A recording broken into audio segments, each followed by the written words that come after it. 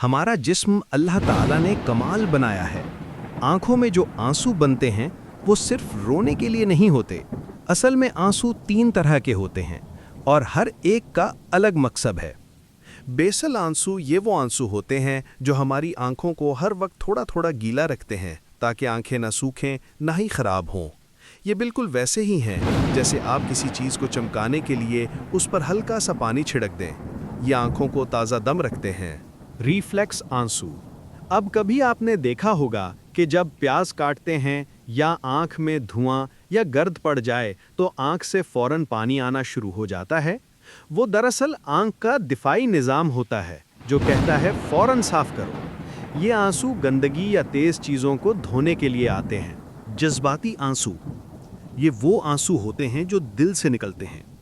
जब हम बहुत उदास होते हैं या कभी खुशी से रो देते हैं तो ये आंसू आते हैं। इनका ताल्लुक दिल, दिमाग और हार्मोन से होता है। यानी सिर्फ आंख नहीं रोती, दिल भी साथ होता है। तो अगली बार जब आंखों से पानी निकले तो सोचें कि ये सिर्फ रोना नहीं बल्कि कुदरत का एक ज़बरदस्त निज़ाम है जो हर मौके पर हमारे साथ होता है, कभी आंखों की हिफाजत के लिए और कभी दिल का बोझ हल्का करने के लिए।